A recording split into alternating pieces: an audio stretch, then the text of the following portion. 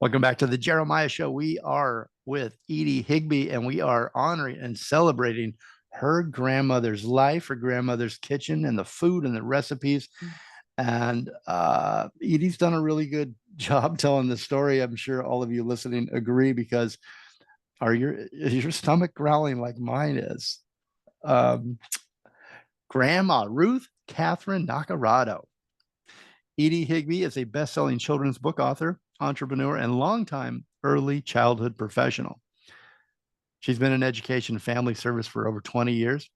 She's the keeper of Grandma Naccaratto's recipes, so I'm sure she is sought after by the family every holiday season and probably before. Welcome back, EDIE. I Thank forgot to you. tell you in the first break, happy birthday.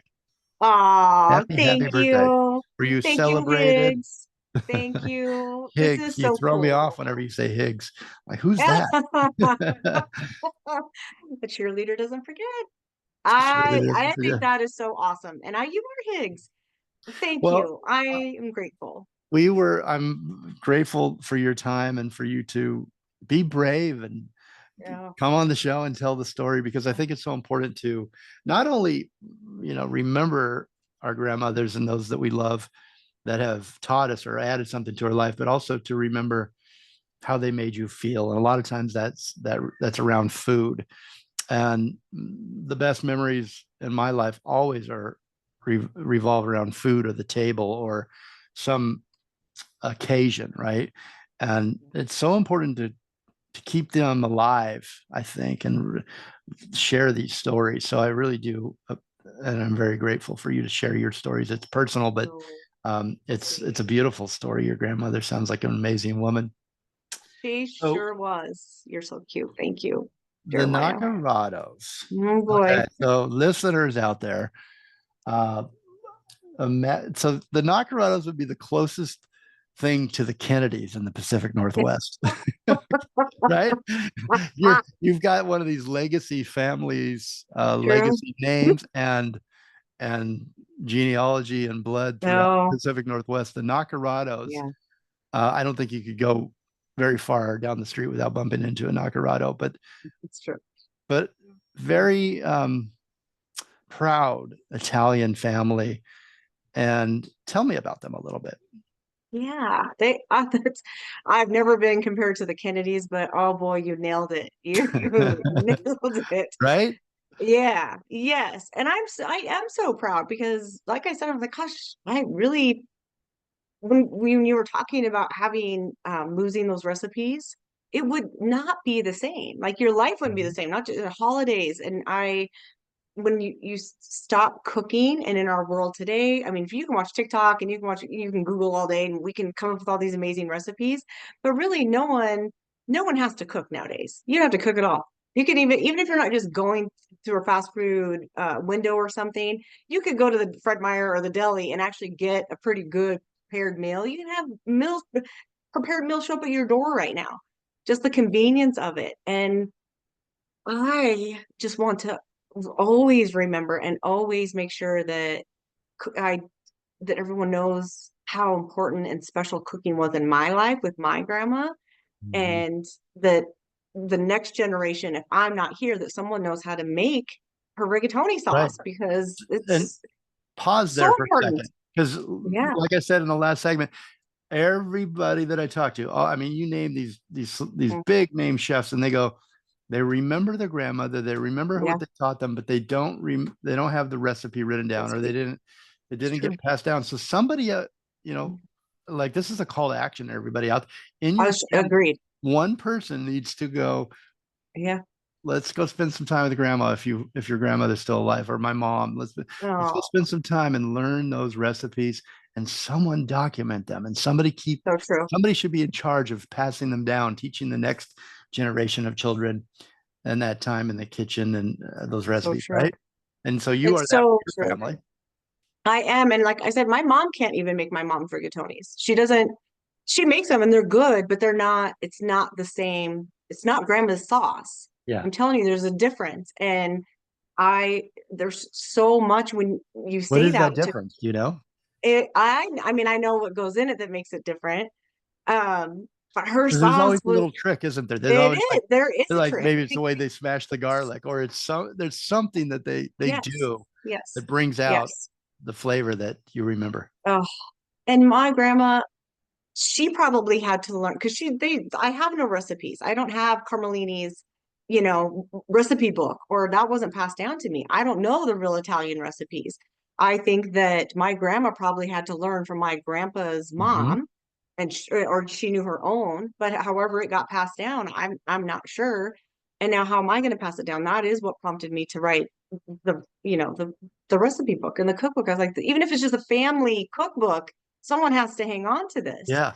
And I was thinking, Edie, I was thinking, why do I get that same answer that no, we didn't write it down. No, we don't know it completely. Or, she took that to with her. She took that recipe Yeah, and those methods. And I always I'm asked I was thinking, like, why is that the answer that I hear over and over? And you know what? It probably part of it is that grandmothers, when you're cooking with them, or mothers when you're cooking with them, and they're teaching, they're spending that time with the child. They're what you described. They're listening. They're. It's not about the cooking for them. It's about that time with Edie. It's that time she's listening to what's happening in your life. She's just she's there. And grandmothers don't force things on the kids, like, you should remember how to write this down now. I know. That's not in their DNA, right? It's like No, time is about the granddaughter. It's about making this meal together, but it's not about, let's let me imprint this on you forever. I have to teach you something. Yeah, right. It was never. Because that would go against. Yeah. That's why you like to be around your grandmother, because Yes, that's she cares. so true. And I Mhm. think about all the time I spent in the kitchen with her, and I did ask her as I got older and knew that she wasn't going to cook as much as she did. I mean, like I said, she was not a good teacher. She wasn't about to teach me how to make her recipe, and it was probably different every time. I had to watch her. You had to pay I had to attention. watch. I had to pay attention. I had to observe. And my grandma was a canner, so they had a fresh garden, fresh vegetables all the time. So she would can and then have her tomatoes, and she'd make it a certain way. And just in life and in our day and age, you can go buy a really good actually can of tomato sauce and um make a good meal together. But she did everything from scratch, and the way she did it, I had to watch. And later, she would just probably buy the tomatoes in a can, but they're as long as they're the right kind of tomatoes and they're crushed and you cook it the right way with the wine and the butter and the garlic and the basil and put the bay leaves in and you cook it the right time. I it's amazing. I mean, what she did, and I had to watch. And then I learned the secret. I had a secret that I had to learn. And then one big thing is about how you cook it. I remember my brother asking me once, he's like, well, I just want to make rigatonis. And I was like, Gary, that's not something you make. Like, really, I can't just make it in it and out. Like, it's an all day thing. Like, you have to put it in the crock pot, or it has to be in the pot. The sauce alone is a meal in itself, and the anticipation of that sauce. I mean, the aroma, you can smell it all day long. My kids would come home, they'll be like, oh, we're having rigs. We're having rigs. We get grandma's Naccaratos rigs for dinner. And just waiting for that to be done because you have Yeah. stew meat in it. And the stew meat has to cook over time and marinate. That's why you're always stirring the sauce about once an hour. It's at the bottom. And it's just like this thick, savory gravy with stew meat in it. And you could just eat that like a meal in itself. And then she'd do she'd do this fried bread. So she'd have the dough and it'd have to rise and come back down and rise and come back down. And then when she would do it and have her dough and then fry it, that was your we do pre and post in my family. So this was our pre. So you get this pre meal, like it was a whole meal. And That some like people just put Taco butter and Bell's sugar. third meal. Yes, the Italian kitchen. It was Yeah. like that's what you had was bread and butter, Have either with you sugar on it, or I like a little sauce. So then you cinnamon? and got yeah. That's Cinnamon? how No. that's how my kids like it. I had the butter and I wanted the sauce, Yeah. or I wanted stew meat. And Yeah. then that's I'll what you take had yours. I'll before. take your version. Yeah. Have you watched The Bear at all? the Yeah, show about the restaurant? my son, Anthony Allen Jones, keeps telling me to watch that show, and I keep starting it, and either I'm on homework lockdown or I'm, Yeah. writing or doing Well, something for photography. But he told I do me a started it, and I favor and okay, watch the episode, if nothing else, watch the episode about the Italian family coming over for Thanksgiving. oh, So it okay, reminds me when you're telling these stories about let's make the rigatoni, and now it's this whole day thing in the kitchen, oh, and the meal that you prepare. Watch that. It's the most realistic. okay, It's a little stressful because it's so okay, realistic, but it's like a this- big family and what happens yeah, around the table and as they cook, yeah, and the people that are in the yeah. kitchen versus the people out in the living room. Very, very good. Did a really good job. Oh, Okay, I so love it. I can't wait. tell me, you have a family now, Yeah. Yeah, and Ashley and Tori. So Ashley is my daughter. She just turned 34 this year. I just turned 54 yesterday, and my mom is I going to be can't believe 74 it. in December. It's awesome. I know. It's just incredible. And then Anthony is, gosh, she's 34. He's 32, 31, 32. Yeah. He's the baby. Great. He's the baby, and he's the boy in an Italian family baby. So actually, Yeah, we'll he's a just real be like, baby. I should have been the son. I mean, because And we pamper our boys and we do. I don't know why, but that's what happens. And then some, Ashley doesn't want to cook, so oh, she has to. I have to make her like homemade chicken noodles where you roll out the dough, like that oh, you I make with love those. ravioli. But she likes you Love roll it out those. in the big long noodles like dumplings and Yeah. chicken.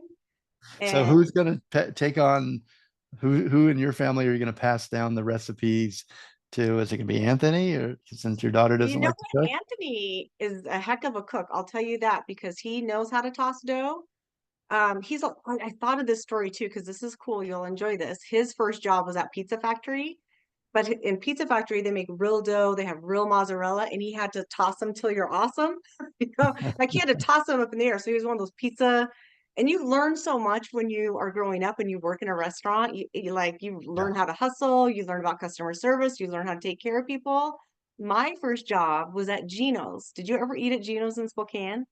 I did. It was so good, So like right? before it was taken out, like when it was Italian, and the way it was described was combination of Lady and the Tramp with the red and white checkered Hmm. a tablecloth and the low light and a gangster movie. And I thought was an accurate description of it. My grandparents always took me there for my birthday, Grandma and Grandpa Naccarato.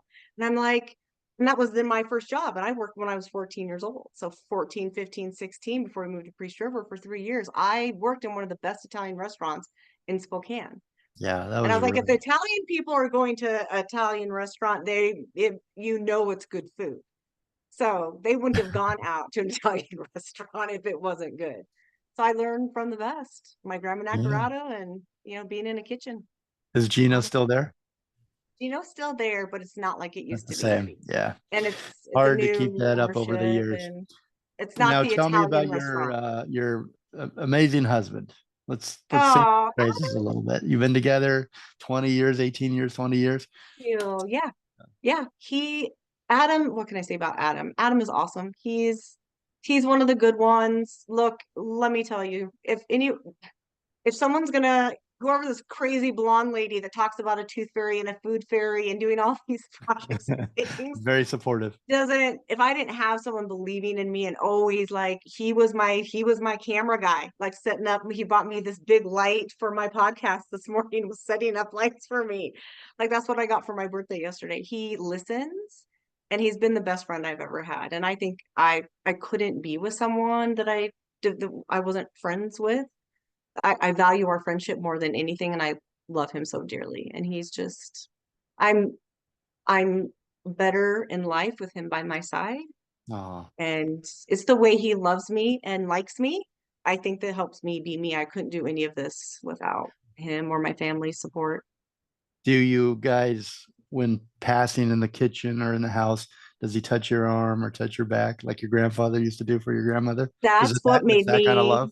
yeah, that's what reminded me of it. I was like, what? I know that I watched this, and I was like, that's what Adam, how he is with me. Do you know what he does for me, Jeremiah? I'm just going to give Adam kudos right now. Yes, you should. I he works from home full time. He has for about 15 years, even before COVID. I work hybrid full time. So, but I'm work from home Mondays and Fridays, but Tuesday, Wednesday, Thursday, I'm in the office, and I work from home for like 4 years. So this re-entry after COVID has been hard, like many people. He gets my bags, he walks me to my car every single morning. He opens my door for me, he gives me my coffee, he makes sure that I have quarters to pay for parking, and he fills up my gas tank. I literally don't even know Wow. where my gas tank is. Like that's and he doesn't even say That's anything about love. it. He just takes care You of you might not me want to that way. publicize him on this show because you might you might have some women chasing him down. That's He's this so is doesn't sound like they make guys like that anymore. no, That's and he's beautiful just this story. thank you. And he's crazy cool. He's just we laugh so much. I'll just say like, "Do you want to have an awesome dance party?" And he'll just be like, "Throw down." We just turn on the music and I go. saw a picture of you guys just recently, a couple days ago. I think he was like Oh, photo bombing you for for Halloween or Halloween. something, and it looked like a Yes. fun guy. That reminds me when you say walk into the car. My grandfather used to walk my grandmother was a cafeteria lady, and she worked Oh, at the high school in the yep. cafeteria for 30 some years or her whole life. Wow. My grandfather would Awesome. walk her to the car in the morning, and he would clean the windows and take a squeegee and clean the windows for Yeah. her, make sure her car was safe. That's a that's a It's just so lovely. Isn't that yeah, just a it's lovely the little gesture of, things. Is that hard oh, to do? But it is really isn't for a lot of people. I'm so thank happy you. that you have someone that loves you that much and supports you like Thank you. that, Edie. So we're I'm going so to take grateful. another break, but we're going to come Okay. back and talk about your vision for life and your passion, practicing joy, Oh living boy. Yeah. life happy. This is going to be a new book by Edie coming out in Ooh, 2025. Go to her website and sign up for her blog, practicingjoy.net. I signed up. It's practicingjoy.net. Again, you can subscribe to the Joyful Living newsletter. We're going to talk about, and you took some great photographs. I wanted to plug your photographer for you, isn't he Frank awesome? Franklin Photography in Spokane, SpokaneFamilyPhoto.com. Yes, he great photos. And we're going to talk Thank about you. 10 tips from the Tooth Fairy. We got a lot to talk about with Yay. EDIE Higbye. We're celebrating her grandmother, Naccarato. Edie's a chef, a best-selling children's book author, owner and creator of the Tooth Fairy Company, and an ambassador of joy, which is what we're going to talk about Yes. next. How to practice joy with EDIE Higbye. We'll be right back. Don't go anywhere. It's going to be joyful.